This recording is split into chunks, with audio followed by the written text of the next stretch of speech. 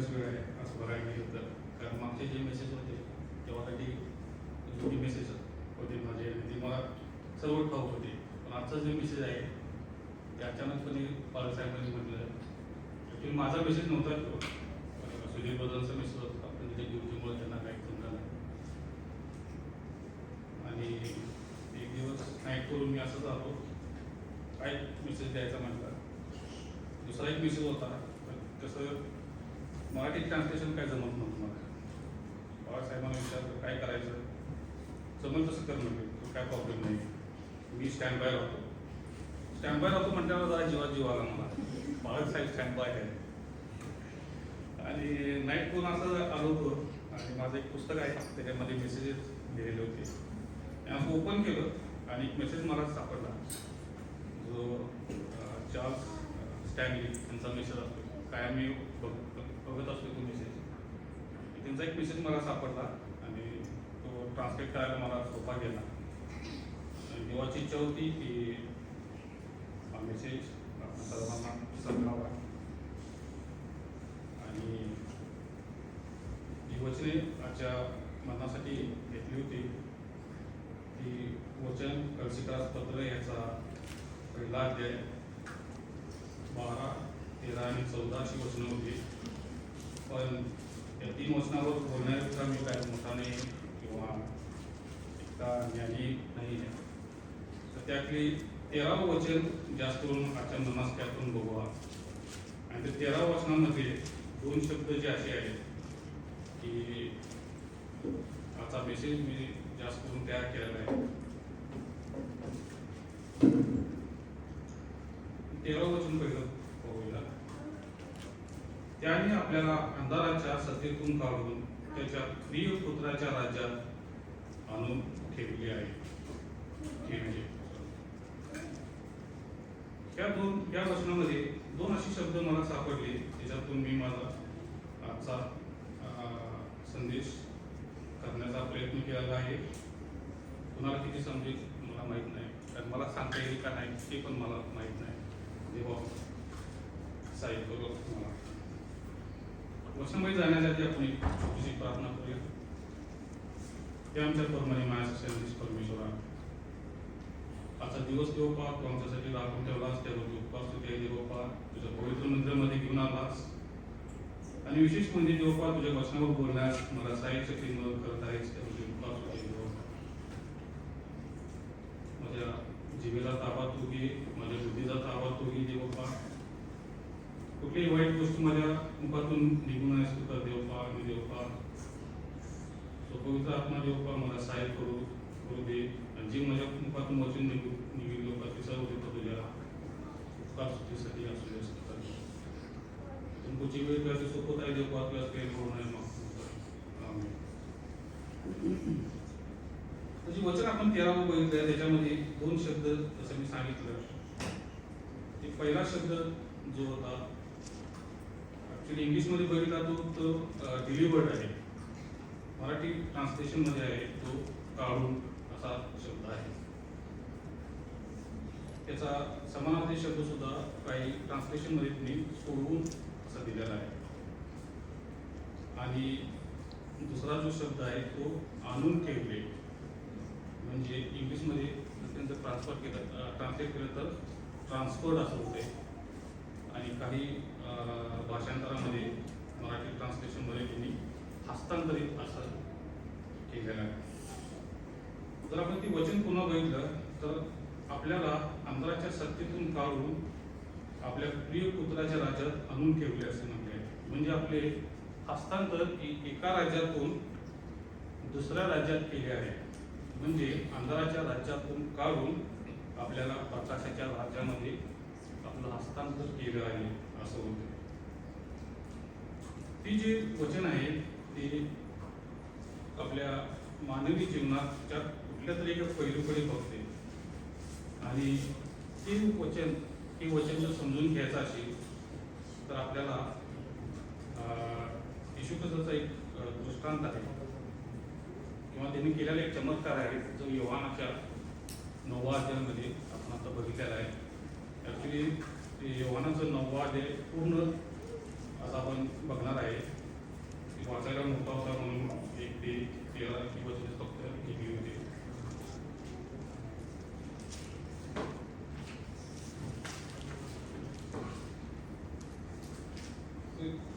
त्या योहानाच्या 9व्या अध्यायामध्ये जर आपण बघितलं तर इथे एका आंधळ्या भिकाराचा दृष्टांत दिलेला आहे.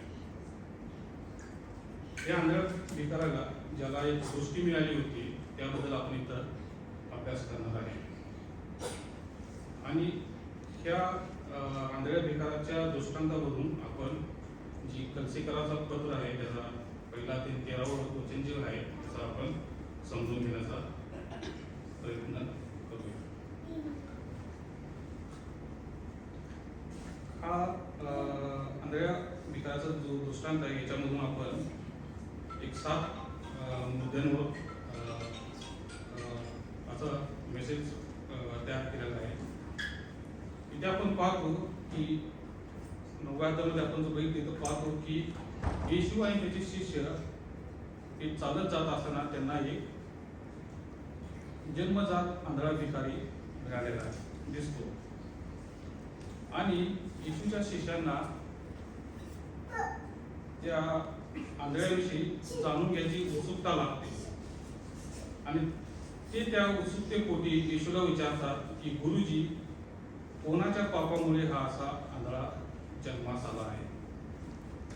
तर इथं येशूचं जे उत्तर आहे ते बघणं फार इंटरेस्टिंग आहे. येशू म्हणतो, तर याच्या काही देवाचे कार्य प्रकट व्हावे म्हणून हा असा जन्मास आला आहे. देवाची कार्य आपल्याला अंधारातून प्रकाशाकडे नेते आणि तेच देवाचे कार्य आपण एक पुढच्या 7 मुद्द्यांमधून समजून घेण्याचा प्रयत्न करूया. पहिला जो मुद्दा आहे तो असा आहे की आपण आध्यात्मिक आंधळी जन्माला आलो आहे. जर आपण बघितलं तर प्रत्येक माणूस हा आध्यात्मिक होते आंधळा जन्माला आलेला आहे. पवित्र शास्त्र आपल्याला सांगते की आपण सर्वजण ते आध्यात्मिक होते आंधळे जन्माला आले आहे. स्तोत्र 51 5 हे जर बघितलं त्याच्यामध्ये दावीद राजा म्हणतो, पहा मी जन्मजातच पापी आहे. दावीद राजाचे हे शब्द सांगते की आपण जन्मताच पापी आहोत आणि आध्यात्मिक दृष्टी आपण आंधळी जन्माला आलो आहे. काही जण जर बघितलं तर या गोष्टीला स्वीकार करत नाही. आपण जे वॉर्म ख्रिश्चन म्हणतात ना, जन्मताच मी ख्रिस्ती आहे, अशा व्यक्तींना जर तुम्ही जाऊन सांगितला की बाबा तू जन्मजातच आंधळा आहे आध्यात्मिक दृष्टी, तर ती ऍक्सेप्ट करत नाही. ते त्यांच्याकडे 100 कारण असतात. नाही म्हणण्याचे बरेच कारण असतात त्यांच्याकडे. मी असाच आहे, माझं स्वभाव असा होता किंवा माझं वागणंच असं आहे. येशू ख्रिस्त अशा लोकांना योहानाच्या 9व्या अध्याय आणि 39व्या वचनामध्ये म्हणत आहे, मी न्याय निवाड्यासाठी या जगामध्ये आलो आहे, यासाठी की ज्यांना दिसत नाही त्यांना दिसावे आणि ज्यांना दिसते त्यांनी आंधळे व्हावे.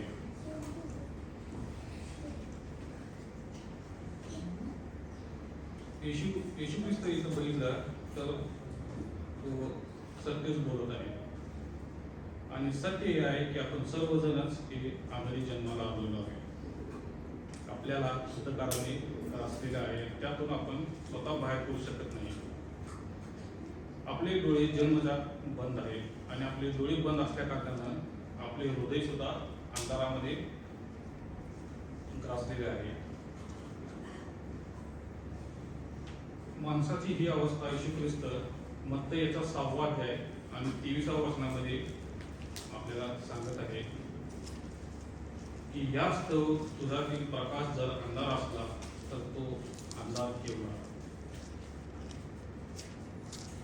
तो अंधार म्हणजे आपणच आहे. आपला जन्म, आपण जन्माला आलो आणि आपल्या अवतीभोवती जगामध्ये अंधार होता आणि त्या अंधारामध्ये आपण येशू ख्रिस्ताची ओळख करून घेतो.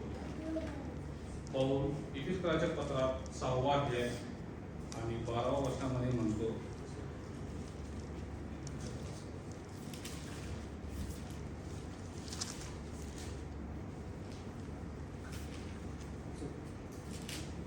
कारण आपले झगडणे रक्त मांसाबरोबर नव्हे, तर सत्तांबरोबर, अधिकाऱ्यांबरोबर, सध्याच्या काळोखातील जगाच्या अधिपतीबरोबर, आकाशातील दुरात्म्याबरोबर आहे. येशू ख्रिस्त हा योहान 39व्या वचनामध्ये जरी म्हणत असला की तो न्याय निवाडा करण्यासाठी आला आहे, तर योहानाच्याच 9वा अध्याय जो आपण बघितला त्याच्या 5व्या वचनामध्ये तो सांगत आहे की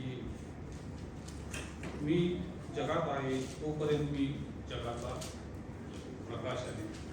आणि हाच आपला दुसरा मुद्दा आहे की येशूच आहे जो आपले डोळे उघडतो. स्तोत्र 146 आणि 8वा अध्याय आपण बघितलं, त्याच्यामध्ये परमेश्वर आंधळ्यांना दृष्टी देतो. 146 अध्यायाचा बघितला,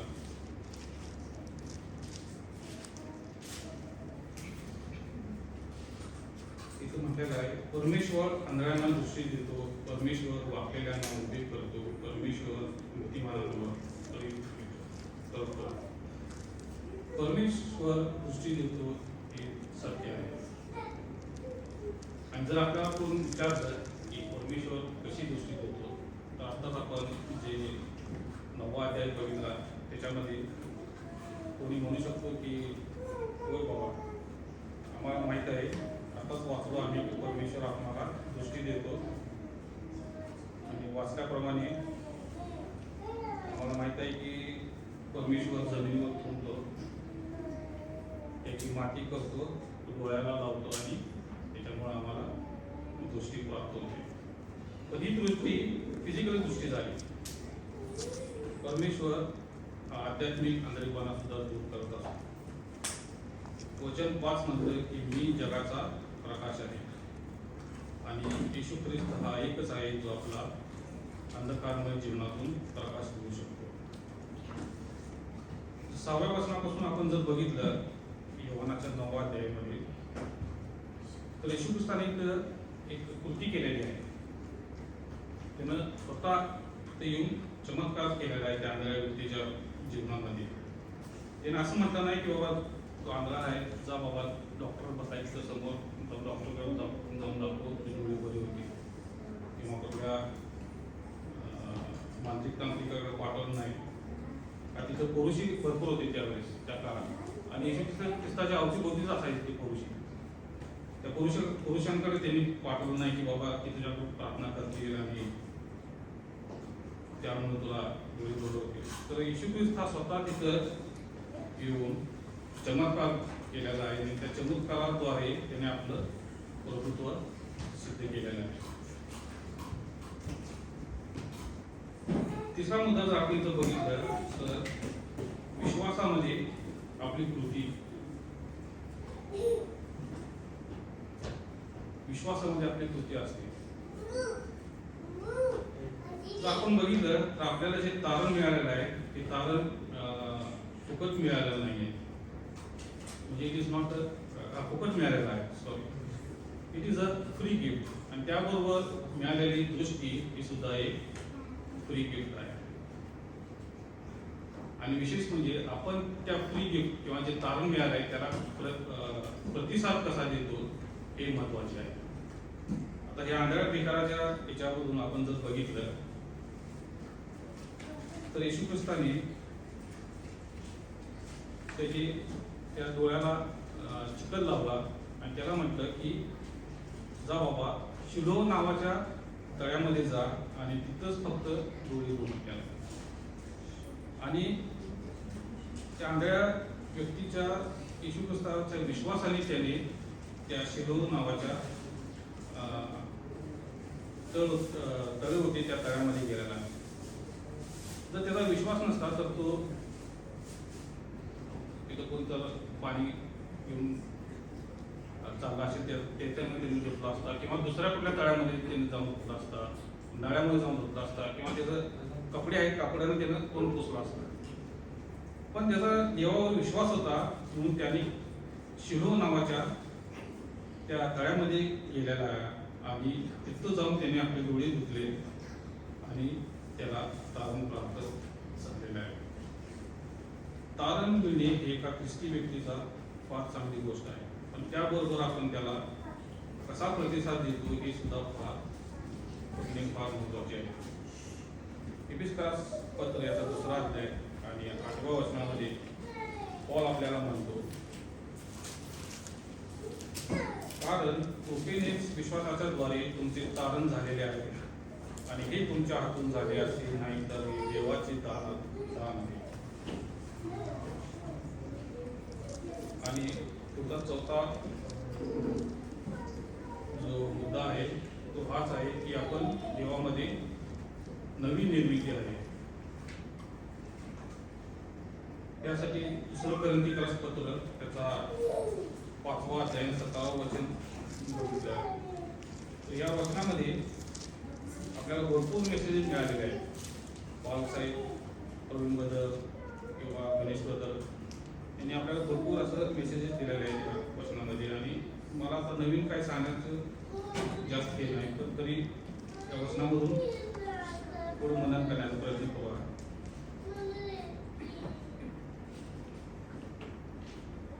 2 कोरिंथीकरास पत्राचा 5वा अध्याय 17वा वचन, म्हणून जर कोणी ख्रिस्ताच्या ठायी असेल तर तो नवी उत्पत्ती आहे, जुने देव होऊन गेले, पहा ते नवे झालेलं आहे. किती सुंदर वचन आहे. मी देवाकडे नेहमी प्रार्थना करेन की जे देवामध्ये नवीन आले आहे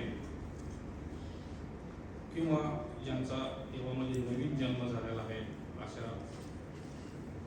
असे लोक पुन्हा देवापासून दूर जाऊ नये.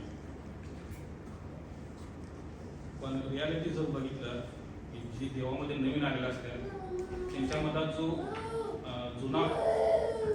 जुना व्यक्ती असतो किंवा जुना माणूस असतो तो त्या नवीन आत्म्यावर ताबा घेण्याचा कायम प्रयत्न करत असतो.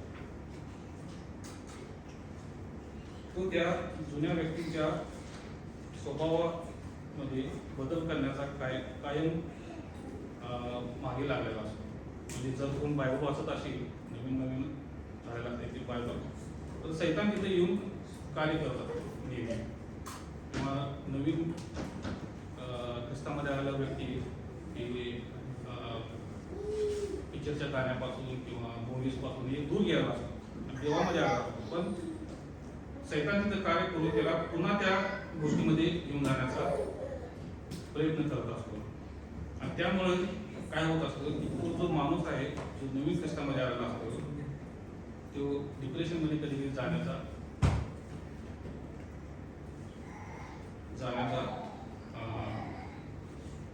चान्सेस असतात. जर आपला ख्रिस्तामध्ये पूर्तता होणे, नवीन निर्मिती जरी झालो असलो, त्याचा अर्थ असा होत नाही की आपण पुन्हा पाप करू शकत नाही. ख्रिस्ती विश्वासाला सुद्धा पाप करतो, कारण तो तसे करण्याचे ठरवतो, कारण त्याचं ती चॉईस असतं. म्हणून पॉल हा एफिसकाराच्या पत्रात 4वा अध्याय 22व्या वचनामध्ये म्हणतो, तुमच्या पूर्वीच्या आचरणासंबंधी जो जुना मनुष्य त्याचा तुम्ही त्याग करावा, तो कपटांच्या वासनाने युक्त असून त्याचा नाश होत आहे. 5वा जो मुद्दा बघितला तर आपल्याला आध्यात्मिक अंतर्दृष्टी मिळालेली आहे, म्हणजे इनसाइड विजन, आध्यात्मिक अंतर्दृष्टी. वचन 25 पासून ते 33 त्या वचनापर्यंत आपण जर बघितलं तर इथं त्या अंध व्यक्तीचा आणि पुरुषांचा संभाषण पाहण्यास आपल्याला मिळते. जे पुरुष असतात ते त्या अंध व्यक्तीला माणसांसमोर घेऊन येतात आणि तिथं ते म्हणतात की ते मोशेचे अनुयायी आहेत. आणि ते देवाला मानतात, पण येशूला ओळखत नाही आणि तो कुठून आला आहे त्यांना ठाऊक नाही. आता इथं तो जो अंध व्यक्ती आहे त्याचा रिस्पॉन्स कसा आहे हे बघणं फार इंटरेस्टिंग आहे. त्याला जो आध्यात्मिक दृष्ट्या येशू ख्रिस्ताने त्याचे डोळे उघडले होते आणि त्याला जो विजन मिळाला होता, अंतर्दृष्टी, त्या विजन थ्रू किंवा त्या अंतर्दृष्टीने तो पुरुषांचा ढोंगीपणा सरळ सरळ उघड करतो. तो म्हणतो की जो मनुष्य आपल्यामध्ये आहे, जो एका जन्म आंधळ्याला डोळे देतो, जे देवाशिवाय कुणालाही शक्य नाही, त्याला तुम्ही ओळखत नाही म्हणता. आणि खरं आहे ते, कारण त्या पुरुषांना सुद्धा माहित होतं की जो जन्मापासून आंधळा आहे त्याचे डोळे फक्त तेवच उघडू शकतो. आणि सुरुवातीला त्यांनी येशू ख्रिस्ताचा नाकार केलेला आहे. आता ह्या व्यक्तीनं जे पुरुष होते त्यांचा खोटारडेपणा क्लिअरली उघड केला आहे. आणि हे सर्व त्याला जी आध्यात्मिक अंतर्दृष्टी किंवा इनसाइट विजन आहे त्यामुळे शक्य झालेलं आहे. आपण सुद्धा ज्यावेळेस नवीन देवामध्ये येतो तेव्हा आपल्याला सुद्धा देव आध्यात्मिक अंतर्दृष्टी देतो, ज्याच्याकडून आपल्याला जे नॉर्मल लोक बघू शकत नाही ते पाहण्याची शक्ती आणि सामर्थ्य देत असते. 6वा अध्याय 6वा जो पॉइंट आहे तुम्ही घेतलेला आहे तो अविश्वासणाऱ्यापासून आपला छळ होईल. वचन 34 जर आपण पाहिलं तर जेव्हा आपण प्रकाशामध्ये येतो तेव्हा खरोखरच आपल्या अशा गोष्टींना सामोरं जावे लागते. कधी आपले घरचे आपला स्वीकार करत नाही, तर कधी आपले मित्र, सोसायटी आपला स्वीकार करत नाही. जास्त करून जे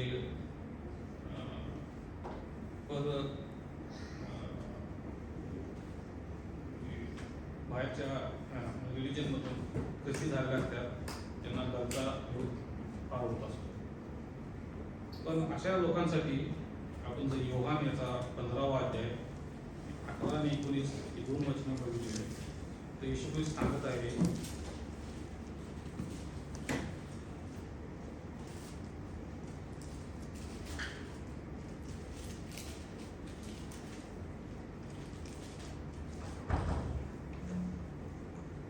जग जर तुमचा द्वेष करते तर तुमचा द्वेष करण्यापूर्वी त्याने माझाही केला आहे हे तुम्हाला माहीत आहे.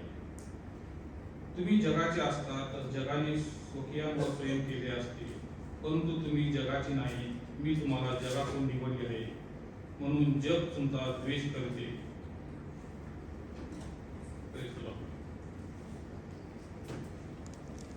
आणि 1 पेत्र 4 अध्यायाने 13 आणि 14 वचन आपण बघितलं. पेत्राचा पहिली पत्र याचा 4 अध्याय 13 व 14 वचन. तुम्ही चांगला असता, पालकणारे असाल तर तुमचे वाईट करणारा कोण? परंतु नीतिमत्वामुळे तुम्हाला दुःख जरी सोसावे लागले तरी तुम्ही धन्य त्याच्या भयाने लिहू नका व घाबरू नका. जो आंधळा मनुष्य ज्याचा अपमान झाला होता त्याला त्याच ठिकाणी जर बघितलं तर तो आशीर्वाद मिळाला आहे. ख्रिस्तासाठी आपला सुद्धा अपमान झाला तर आपण सुद्धा आशीर्वादाचे धनी आहोत. शेवटचा आणि 7वा मुद्दा जर आपण या वचनामध्ये बघितलं तर देव आपल्या स्तुतीस पात्र आहे. He is worthy of our worship. काही ख्रिस्ती लोक असे ख्रिस्ती लोकांचा असा समज आहे की देव अहंकारी आणि घमंडी आहे. त्याला स्वतःची स्तुती करून घेण्यास तो स्वतःची स्तुती करून घेतो आणि हा प्रश्न त्यांना पडतो कारण त्यांचे डोळे अजून उघडलेले नसतात. एकदा त्यांचे डोळे उघडले की त्यांना अशा गोष्टी पाहायला मिळतात जे नॉर्मल लोक पाहू शकत नाही. आपण देवाचे सौंदर्य, त्याचे कार्य, त्याचे गौरव, त्याची महानता हे पाहू लागतो. तेव्हा आपल्याला देव कोण आहे हे सहज समजत जाते आणि आपण नम्र लिहून गुडघ्यावर लिहून त्याला नमन करतो. की ते अंध व्यक्ती जो आहे योहानाच्या 9व्या अध्यायामध्ये त्याने सुद्धा 35 आणि 38व्या वचनामध्ये जर आपण पाहिलं तर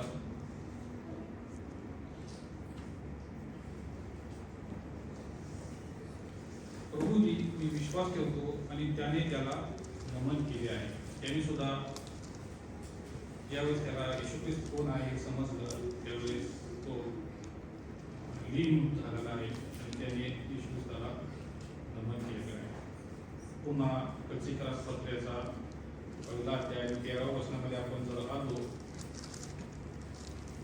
12 आणि 14 या वचनामध्ये जर आपण आलो तर त्या वचनामध्ये आपल्याला दिसते 13वं वचन मी म्हटलो ज्यावर जास्त मेसेज घेतला आहे. त्या 13व्या वचनामध्ये एक शब्द असा आहे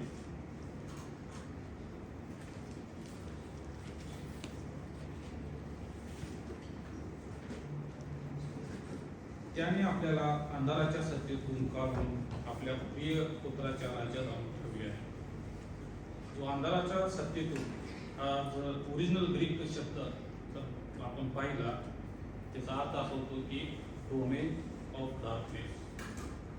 डोमेन ऑफ डार्कनेस. आणि ह्या डोमेन ऑफ डार्कनेसचा जर इंग्लिश समानार्थी शब्द आपण पाहिला आणि तो समानार्थी शब्द जर प्रत्येक आपण त्याच्यामध्ये घालून त्याचा अर्थ पाहिला तर सुंदर असा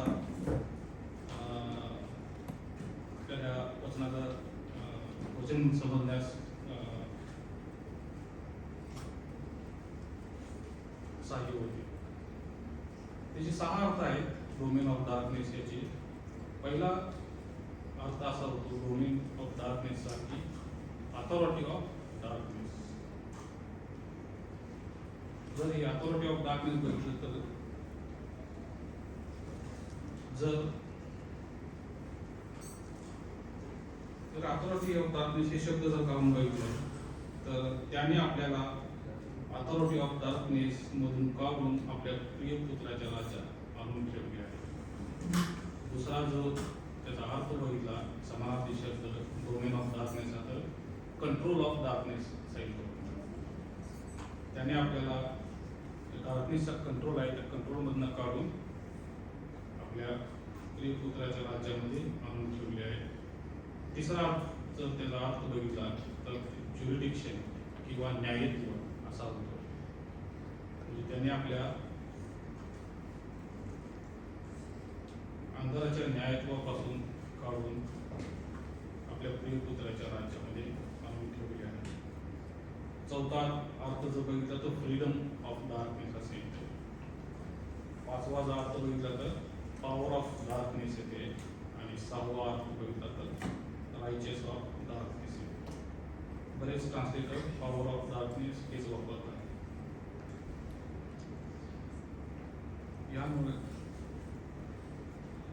हे जर आपण बघितलं तर यामध्ये पौल म्हणत आहे की आपण एका नवीन राज्यामध्ये आपला स्वीकार आपण एका नवीन राज्यामध्ये स्वीकारले गेलेलो आहे. त्याचा अर्थ असा होतो की आपण एका नवीन राज्यामध्ये आहोत. ज्यावेळेस आपल्या प्रभू येशू ख्रिस्ताची ओळख होते आपला एक नवीन राजा असतो तिथं आणि त्या राजामुळे आपल्याला तारण प्राप्त होते. हे बघतो जी अंधाराची सत्ता आहे ती आपण सर्वांना ग्रास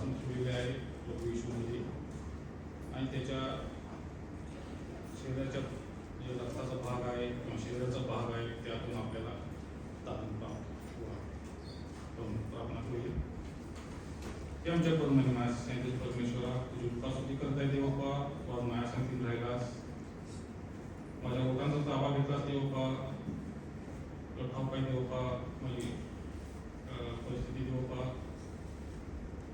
आणि ते बाप्पा तू माझ्या सांगते म्हणतास आणि आजचा जो मेसेज आहे बाप्पा तू भाषेवरून केला ते बाप्पा, ते तुझी उपासुद्धी आहे बाप्पा, तू माझ्याकडे बोला ते तुझी उपासुद्धी आहे बाप्पा, बस त्या सर्वांना देवपा तुझा आशीर्वाद पाठव देवपा.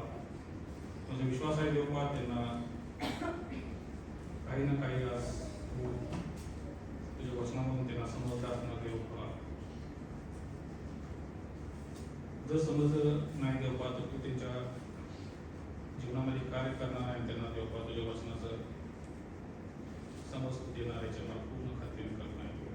जसं माझ्याबरोबर होतास तसं जगण्यात प्रत्येकाबरोबर तू राहते देवपा, प्रत्येकाच्या कार्यामध्ये सहाय्याची ती मदत करते बाप्पा. त्याची पुढची वेळ देऊ पा तुझ्या तिथे जायते बाप्पा, ज्यावेळेस आम्ही तुझ्या मेल्यासमोर येईन देऊ बाप्पा त्यावेळेस